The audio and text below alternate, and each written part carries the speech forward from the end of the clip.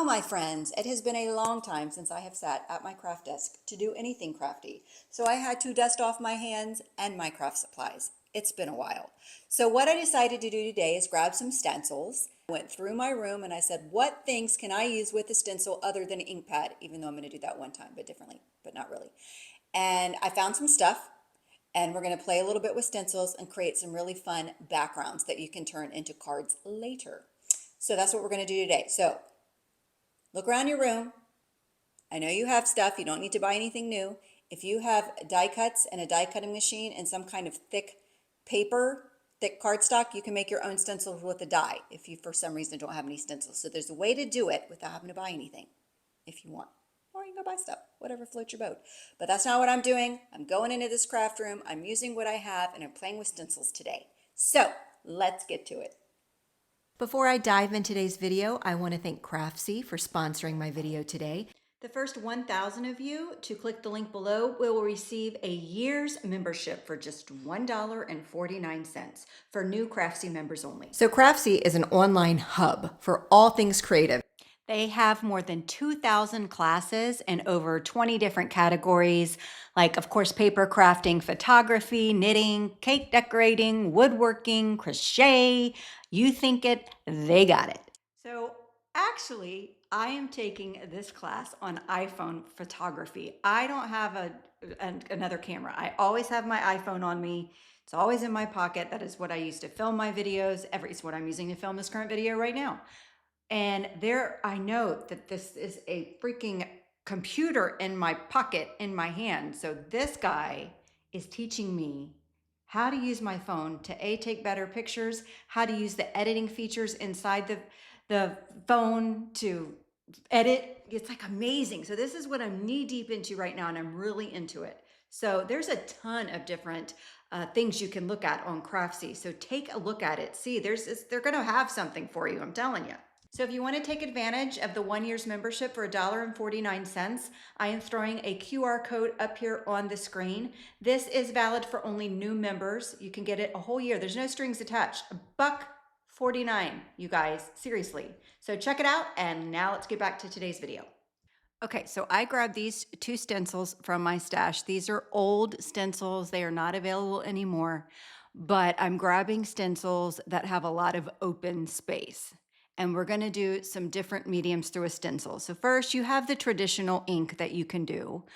Just do some ink blending. But first, I pulled an artist. She uses this little turntable, and I just stuck one of those grip mats that I have from Altenew on it to kind of hold my card in place. It kind of worked. It didn't really hold the stencil in place, the grippy mat thing, but I'm able to spin it.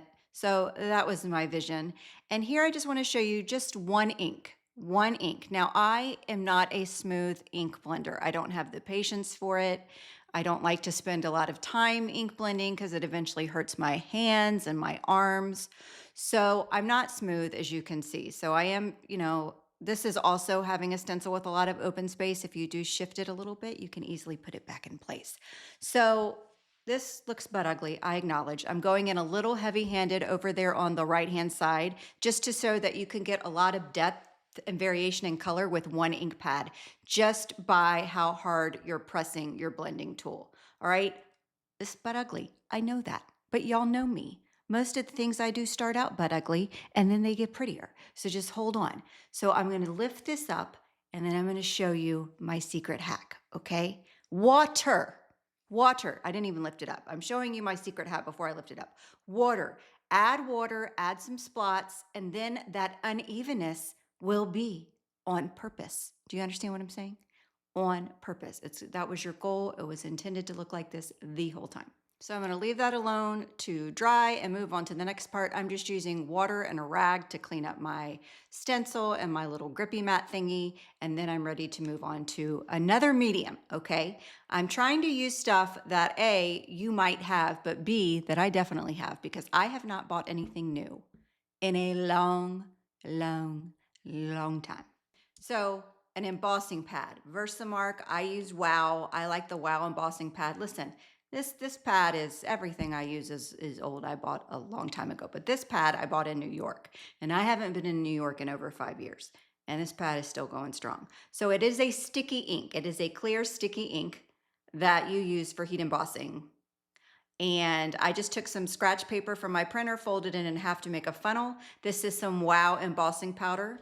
Again, had it forever. I use what I have. I try not to buy anything new unless it's some named game changer thing that I don't have in my stash already, which is unlikely. And then that paper I can just use like a funnel. See how I funneled it back into the drawer? And then I'm gonna go ahead and heat set this. Now I had my heat tool going while I was sprinkling on the powder, so my heat tool is good and warmed up. Okay, so I am just heat setting this. You know it's heat set when A, you can kind of see it melting, but B, if you hold up the cardstock and you tilt it, and if it's shiny, it's melted.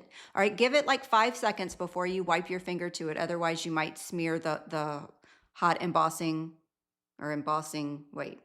You might smear the warm embossing powder. It takes like a couple of seconds to cool off and then you're good to go. I usually just fling my paper in the air a little bit to make sure it's dry. And I also heat from the backside to try to prevent that warped paper. If you have warped paper, you can either put a stack of books on it to make it flat. See, there I am drying my embossing powder. See that? Wave it around like a lunatic. And anyway, what was I saying?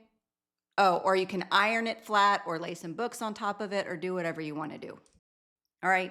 Or use some really good glue. Okay, this is a Joseph Coates method, I believe is what it's called, but I'm taking that ink and I am just swinking it right over the top there. And that heat embossing powder, that heated embossing melted powder will resist any water-based ink you put down. Not archival ink, water-based ink. And you can create some really fun backgrounds. And you have locked in that beautiful heat embossed image underneath. So now I made myself some custom embossing powder that works on dark cardstock because I darkened the cardstock after I heated the embossing powder.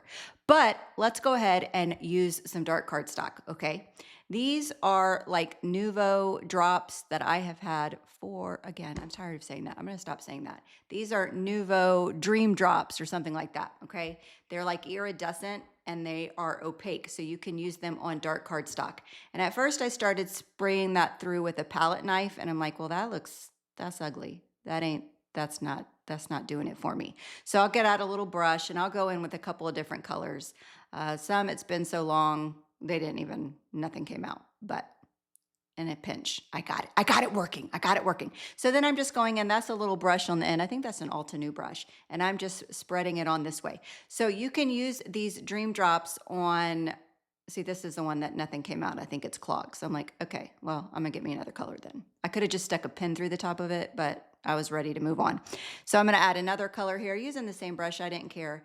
And when it's dry, and I'll show you in a bit, when it's dry, it's so pretty and iridescent against that dark cardstock. Now you can use it on light cardstock too, but I love using this specifically with dark cardstock.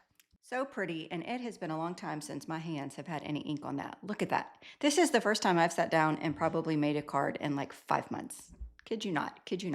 Okay, so I'm gonna clean this off for now using, again, water, microfiber cloth, and I clean off my stencil too. I don't want that goop drying on my stencil. So I'll just clean this off and then we'll move on to something else, another product that I have. Now, these are, again, from Nouveau. For a while, I was on the design team, so I got all of this product, and I still have it, and it still works fine. It's great. These things never go away. It's like glitter.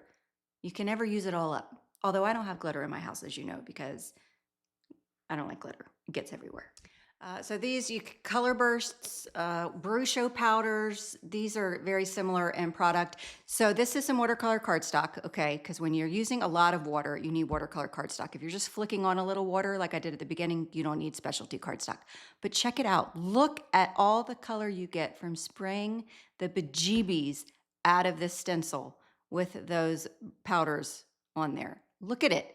I can't even. So I am going to set that aside to dry with the stencil in place because I didn't want any water to seep under the stencil. And then I'm going to do again. Now this time I'm going to spray water first and then I'm going to add a different color to show you really, look at that.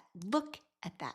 Can you even? There's yellow, there's gold, there's red, there's pink, all of that's coming out just from a little bit of water, okay? So then what I'm gonna do here, I'm a little too close for comfort. I should have backed my camera out a little bit. We're literally watching paint dry. But I grabbed a stencil and I'm just going to take some scratch paper and just place it over the top. And it's not gonna do much, but it's gonna give me a little bit of circle. You see a little bit of circle in there? Just a tiny bit of design. Those are for my mixed media followers out there, okay? We're gonna set that aside and we're gonna let that dry, okay?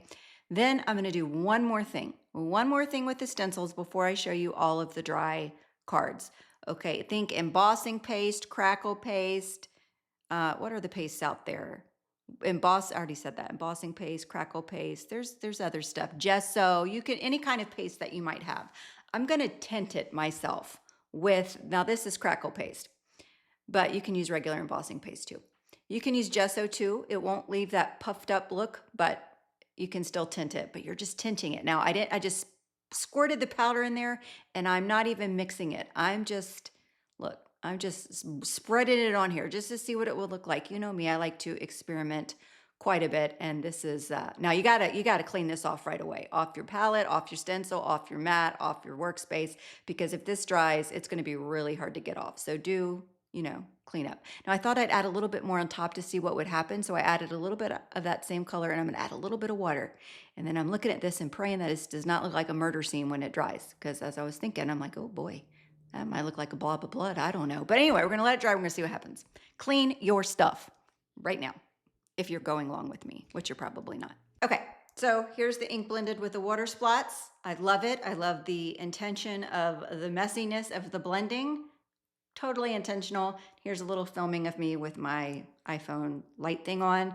Here's the heat embossed one. It's absolutely stunning in person, so I'm gonna get this for you on video too. See how sparkly and shiny it is? I love it. Okay, here's those dream drops, right? This does not do it any justice, this video, so check that out. Do you see the sparkle? Oh my gosh. Okay, here is embossing paste with some of the powders right over the top. It's got a little raised dimension to it because of the paste, but it's got some great texture in there. Here's a look at just the powders through the stencil and how it dried. Again, see the little shine? So much color and bursts of different color and shading in there. It's so pretty. And here's my murder scene card. And I don't think it looks like a murder scene. I think it looks pretty cool. And I like the little added circles. So I'm gonna give you a little shot of that video too. Ooh, would you look at that sparkle? Can you even? And this is what I look like taking all the photos hanging upside down. So anyway, I hope you had a good time with today's video. I dusted myself off and I'm getting back in the game. So thanks for joining me today and I will see you next time for my next video.